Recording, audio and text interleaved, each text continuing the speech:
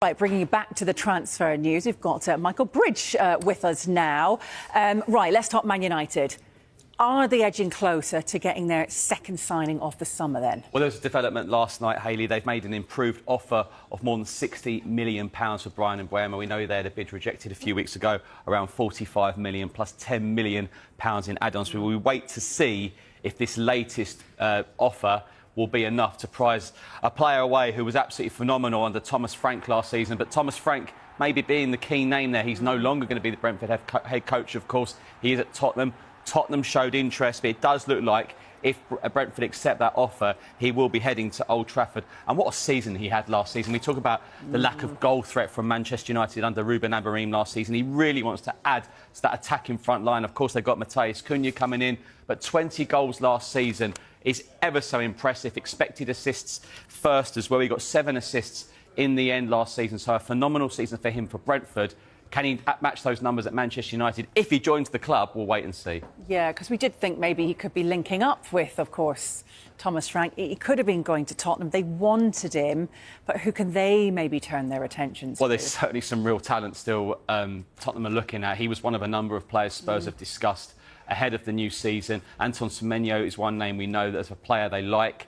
Ebi Eze from Crystal Palace is a player they also like as well, and with reason. He's been absolutely phenomenal for Crystal Palace over the last few seasons. Starring role in the FA Cup final. Look, it's not going to be easy to prize away Eze from Crystal Palace. They've just won the FA Cup.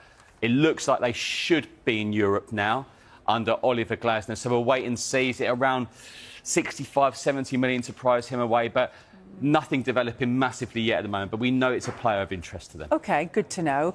Right, can you bring us up to date with what's happening with Jordan Henderson and his future? Yeah, really interesting one, this. We brought you this a few hours ago here on Sky Sports News. Now, one of our producers doing the perfect shot here, England training, because he needs a great season to secure his place in Thomas Tuchel's World Cup squad. Maybe that was the biggest surprise when Thomas Tuchel picked his first squad, because you know, he's around 35 years of age now. He was in and out of the Ajax side. Now, what we do know is that he has a clause at Ajax that he's allowed to leave the club on a free transfer, and Marseille and Roberto De Zerbi are keen to take him. So that's one certainly to keep an eye on. OK, that is. Kepa Arrizabalaga switching Chelsea for another London club then. What's happening with Kepa? Where's he going to go? Yeah, it looks like Kepa is on his way to Arsenal. These two London clubs do a lot of business over the years. And it looks like Kepa, who's going to fight for the #1 place for David Raya if that move does go ahead. Arsenal had Neto on loan from Bournemouth last season. He'll be back at Bournemouth. And Kepa, of course, who spent last season on loan at Bournemouth, looks like he's heading to Arsenal from Chelsea with this £5 million release clause. We understand he's in London this week to finalise that transfer. Oh, OK, thank you very much. I tell you what, just staying here at the moment and staying with, in fact, Chelsea, because they are looking at signing several players this summer, with the club hoping to add a winger and a centre-back ahead of the new Premier League season. Our chief correspondent, Kobe Solikol, has the latest on their potential business. Chelsea are pressing ahead with a move to sign Jamie Gittens from Borussia Dortmund. Of course, earlier this month, they made a £42 million offer for him, but that bid was rejected by Dortmund, and the two clubs couldn't agree a deal before the first window of the summer closed on the 10th of June.